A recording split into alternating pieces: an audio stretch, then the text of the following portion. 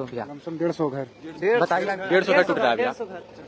ठंड के मौसम में लोग कहाँ जाएगा भैया? बच्चा छोटा छोटा कहाँ जाएगा? अभी तो देखे ना सर्दी कितना ठंड कर रहा है भैया। कल से घर में शादी विवाह है, सबका लड़की का शादी, वो सब कहाँ जाएगा? पहले सोचना चाहिए। हाँ, हम सब यही कल कौशलेंद्र सांसद आया था, जो कि नालंदा जिला का सांसद, वो कल रात में बोल के गया था कि नहीं टूटेगा। वही सब चीज या सवेरे होकर सबको तोड़ा जा रहा है। वो समझ रहे ना, यहाँ सीधे दलित को दबाया जाएगा। अब आ गया फॉरवर्ड के राज, अब दलित को दबाया जाएगा यहाँ पे। चलिए, ये लोग गांव के लोग हैं, दलित लोग समझ नहीं पा रहे हैं कि हमारे साथ क्या हो रहा है, नहीं हो रहा है। और ये लोग सबके सब है तो गांव के लोग हैं।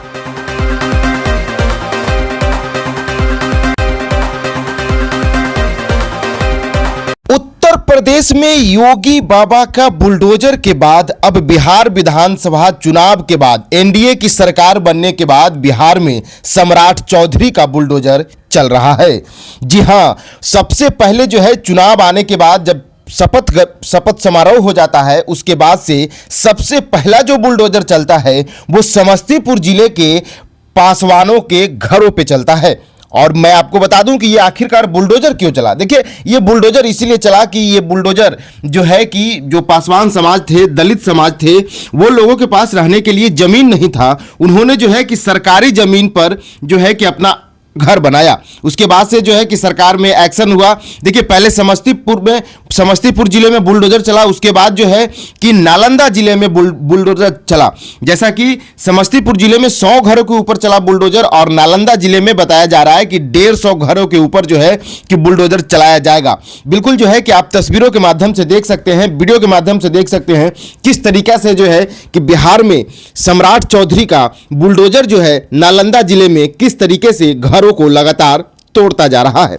बिल्कुल आप देख सकते हैं तस्वीरों के माध्यम से कि एक तरफ जो है कि जिनका घर था, जो जिन समाजों का घर था, वो समाज के बच्चे, बूढ़े, बुजुर्ग और महिलाएं किस तरीके से जो है कि घर के बाहर बिलखते नजर आ रही है। उनका पूरा सामान देख सकते हैं किस तरीके से जो है कि सामान घर से बाहर फेंक दिया गया है। पूरे पुलिस प्रशासन की तैनाती के साथ जो है कि दलितों के ऊपर बुलडोजर चलाया जा रहा है। एक तरफ दलितों के ऊपर बुलडोजर चलाया जा रहा है, तो दूसरे तरफ बिहार में रोड नंबर 10 में जो है कि दलितों के मसीहा लालू यादव और राबड़ी देवी का भी आवास खाली कराया जा रहा है। ऐसे में जब चुनाव था तब तो दलित के बहुत सारे नेता हुए, और दलित के नेता जितने भी चुनावी प्रचार किए वो लगातार दलितों के हित में आवाज उठाने की बात की। लेकिन आखिरकार जब दलितों का घर तोड़ा जा रहा है, बिना घर दिए हुए दलितों का घर तोड़ा जा रहा है, उसके बावजूद आखिरकार दलित समाज के नेता कौन सी नींद में सोए हुए हैं? जी हां, मैं बात कर रहा हूं दलित समाज के नेता जो हैं, खुद को बताते हैं चिराग पासवान, जीतनराम मांझी। आखिरकार ये दोनों जो है कि काफी बड़े पद पे बैठे हुए हैं, उसके बाद भी अपने समाज, अपने दलित समाज के लिए आखिरकार आवाज क्यों नहीं उठा रहे हैं? क्या सच में इन नेताओं की राजनीति सिर्फ वोटों तक रह गई है? क्या समाज से सिर्फ वोट बटोरने का तरीका तक ही इन लोगों का राजनीति सीमित रह गया है?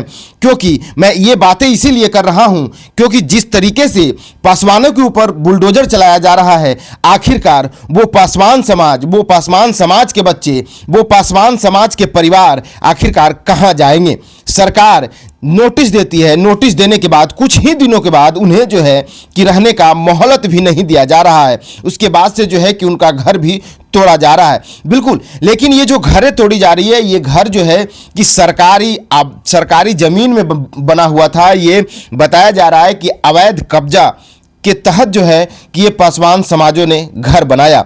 लेकिन पासवान समाजों का कहना है कि आखिरकार हमारे पास घर नहीं है, जमीन नहीं है, तो सरकार या तो जब हमें सरकार हर चीज़ की सुविधा दे रही है, हमसे लगातार वोटें ले रही है, तो आखिरकार सरकार हमें 5 डिसमिल जमीन भी क्यों नहीं दे रही है? जबकि ये लोग लगातार, चाहे ब्लॉक हो या अनुमंडल हो, ये लोग लगातार ये प्रदर्शन करते आते हैं, और लगातार इनका नारा भी ये होता है कि जो ज़मीन सरकारी है वो ज़मीन हमारी है। लेकिन आखिरकार जो है कि अब बिहार सरकार पूरे तरीका से एक्शन में आ गई है, और देख सकते हैं किस तरीके से जो है कि दलितों के ऊपर बुलडोजर से प्रहार किया जा रहा है। बिल्कुल जो है कि आप देख सकते हैं किस तरीके से गरीब घर बनाए, और उस घर को जो है कि सपनों के आशियाना को किस तरीके से जो है कि चंद मिनटों में बिहार सरकार की पुलिस और बिहार सरकार की मंत्री और बिहार सरकार की जो बुलडोजरें हैं, वो बुलडोजर चंद मिनटों में ये घर को नक्शा नाबूद कर देती है। बिल्कुल जो है कि आप देख सकते हैं किस तरीके से चुनाव परिणाम आने के बाद अब जो लोगों का एक सोच बन गया है और एक विचार बन गया है, जैसा कि यहाँ के लोगों से बात करने के बाद ये पता चला कि लोगों ने खुद कहते नजर आए कि आखिरकार इस ठंड में अब हम लोग कहाँ जाएंगे और हम लोग को रहने का आशियाना कौन देगा। उन्होंने साफ तौर पे ये बताया कि अब बिहार में एनडीए की सरकार आ गई है, सवर्णों की सरकार आ गई है, समंतियों की सरकार आ गई है, तो कहीं ना कहीं जो है कि हम दलितों को परेशान किया जाएगा, हम दलितों को किस तरीके से प्रताड़ित किया जा रहा है। लेकिन एक तरफ से ये भी सवाल बनता है कि आखिरकार जब ये सरकार के ज़मीन पे अवैध रूप से कब्जा करके अपना घर बनाए हुए थे, तो जब सरकार की ज़रूरत होगी तो आखिरकार सरकार तो वो ज़मीन लेगी ही।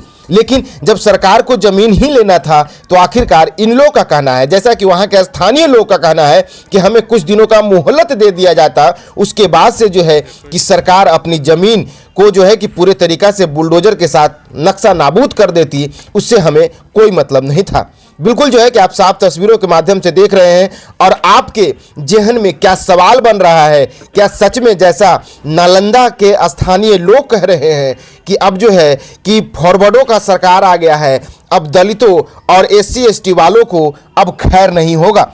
इस बात से आप कितना सहमत है? अपनी राय कमेंट बॉक्स में जरूर दीजिएगा। बने रहिएगा BKM खबर के साथ। जय हिंद, जय बिहार। वो समझ गए ना, यहाँ सीधे दलित को दबाया जाएगा। अब आ गया फॉरवर्ड के राज, अब दलित को दबाया जाएगा यहाँ पे।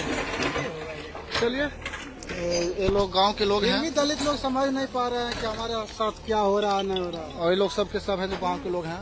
और ये लोग कम 150 घर, 150 घर टूट रहा है भैया। ठंड के मौसम में लोग कहाँ जाएगा भैया? बच्चा छोटा छोटा कहाँ जाएगा? अभी तो देखे रहे सर्दी कितना ठंड कर रहा है भैया। कस के 12 घर में शादी विवाह है, सबका लड़की का शादी, वो सब कहाँ जाएगा?